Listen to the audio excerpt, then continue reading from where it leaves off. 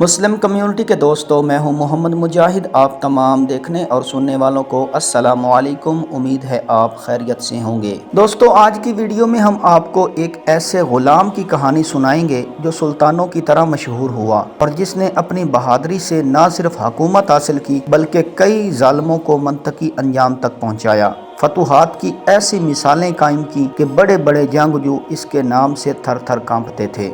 Video شروع کرنے سے پہلے نئے آنے والے دوستوں سے گزارش ہے کہ ہمارے چینل کو سبسکرائب کر دیں اور بیل آئیکن کے بٹن کو دبا دیں تاکہ ہماری آنے والی ہر ویڈیو آپ تک بر وقت پہنچتی رہے۔ دوستوں، تاریخ کی کتابیں منگولوں کے ظلم سے بھری پڑی ہیں، لیکن اس غلام نے منگولوں کی ایسی کمر توڑی کہ وہ دوبارہ سر نہ اٹھا سکے۔ یہ غلام ایک عظیم فاتح، دلیر، جنگجو اور عالم اسلام کا ایسا ہیرو بنا جس کو تاریخ کبھی نہ بھلا پائے گی۔ جی ہاں، ہم بات کر رہے ہیں سلطان رکن الدین بیبرس کی، جو 19 جولائی 1223 عیسوی کو دشت قیچاچ میں ایک خانہ بدوش قبیلے میں پیدا ہوئے۔ قیچاچ ترک عہد وسطی میں یورپ و ایشیا کے درمیانی علاقے میں آباد تھے۔ بیبرس ہلاکو خان اور غیاث الدین بلبن کا ہم عصر تھا اور کہا جاتا ہے کہ بیبرس کو غلام بنا کر فروخت کیا گیا تھا، پھر وہ اپنے زور بازو سے سلطان مصر و شام بنا۔ بیبرس سیف الدین قطز کا جانشین اور مصری افواج کے ان کمانڈروں میں سے ایک تھا جس نے فرانس کے بادشاہ لوئس نہم کو 7ویں صلیبی جنگ میں شکست دی۔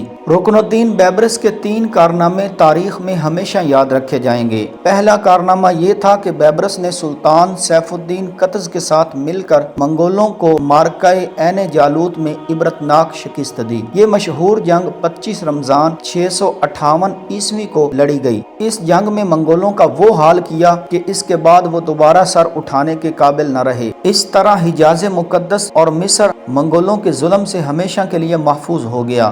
عین جالوت فلسطین میں وہی جگہ ہے جہاں طالوت کے مختصر لشکر نے جالوت کے لشکر جرار کو شکست دی تھی۔ سلطان رکن الدین بیبرس کا دوسرا شاندار کارنامہ یہ تھا کہ اس نے تقریباً پونے 2 صدیوں تک چلی صلیبی جنگوں کا ہمیشہ کے لیے خاتمہ کیا اور صلیبیوں کو ایسی عبرتناک شکست دی کہ پھر وہ دوبارہ حملہ کرنے کے قابل نہ رہے۔ بیبرس کا تیسرا کارنامہ یہ تھا کہ 659 ہجری میں مصر میں عباسی خلافت دوبارہ قائم کی۔ منگولوں نے بغداد کو تہس نہس کر کے خلافت عباسی کا بالکل خاتمہ کر دیا تھا۔ بغداد کو تباہ کرنے کے بعد جب ہلاکو خان کی فوجیں شام کی طرف بڑھیں تو بیبرس اور ایک مملوک سردار سیف الدین قطز نے مل کر عین جالوت کے مقام پر ان کو فیصلہ کن شکست دی اور منگول افواج کو نکال باہر کیا۔ بیبرس کا یہ بہت بڑا کارنامہ ہے کہ اس نے مصر و شام کو منگولوں کی تباہ کاریوں سے بچایا۔ اس نے مصری سلطنت کی شمالی سرحد ایشیائے کوچک کے وسطی علاقوں تک پہنچا دی۔ بیبرس کا ایک اور بہت بڑا کارنامہ شام کے ساحل پر قابض یورپی حکومتوں کا زور توڑنا تھا۔ یہ حکومتیں پہلی صلیبی جنگ کے زمانے سے شام کے ساحلی شہروں پر قابض تھیں۔ نور الدین زنگی اور صلاح الدین ایوبی نے اگرچہ اندرون ملک اور فلسطین سے صلیبیوں کو نکال دیا تھا، لیکن ساحلی شہروں پر ان کا اقتدار عرصے تک قائم رہا۔ ان کو بحری راستے سے یورپ سے معاونت میسر رہتی تھی۔ بیبرس نے عین جالوت میں منگولوں کے ساتھ اتحاد کرنے کی کوشش کرنے پر 1268 عیسوی میں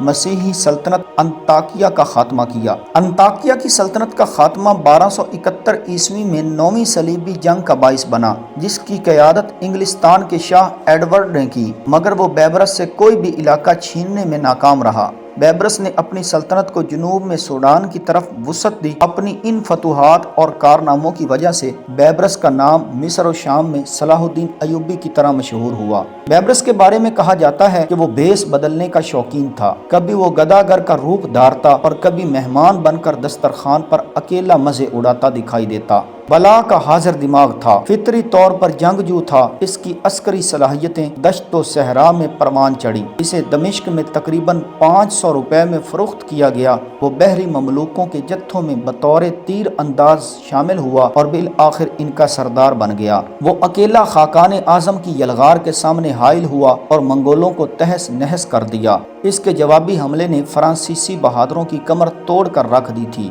بلا کا خوش طبع انسان تھا، گھوڑے پر سوار ہو کر اکیلا نکل جاتا تو دوسرے دن فلسطین میں نمودار ہوتا اور چوتھے دن صحرائے عرب میں ملتا۔ بڑا حوصلہ مند تھا، ایک ایک دن میں میلوں کی مسافت طے کر لیتا۔ جب سلطان بنا تو اس کے مشیروں اور وزیروں کو بھی اس کے عزائم کا علم نہ ہوتا۔ ہر شخص کو یہی خیال رہتا ممکن ہے سلطان اس کے قریب بیٹھا اس کی باتیں سن رہا ہو، لیکن اس کے کارنامے سن کر خوش ہوتے، لیکن اس کے تقرب سے گھبراتے۔ بیان کیا جاتا ہے کہ ایک دن بیبرس نے ایک تاتاری سپاہی کا بیس بدلا اور تنے تنہا شمال کی طرف غائب ہو گیا۔ کئی دن سفر کرنے کے بعد وہ تاتاریوں کے علاقے میں داخل ہوا اور جگہ جگہ گھوم پھر کر حالات کا جائزہ لینے لگا۔ مختلف زبانوں میں مہارت رکھنے کی وجہ سے وہ ہر قسم کے لوگوں میں گل مل جاتا، اس لیے اس پر کسی کو شبہ نہ ہوا۔ ایک دن اس نے تاتاری علاقے کی کسی نان بائی کی دکان پر کھانا کھایا اور ایک برتن میں اپنی شاہی انگوٹھی اتار کر رکھ دی، پھر اپنے علاقے میں واپس آ گیا اور وہاں سے تاتاری فرما روا کو خط لکھا، میں تمہاری مملکت کے حالات کا معائنہ کرنے کے لیے فلاں جگہ گیا تھا، نان بائی کی دکان پر انگوٹھی بھول آیا ہوں، مہربانی فرما کر وہ انگوٹھی مجھے بھجوا دو کیونکہ وہ مجھے بہت پسند ہے۔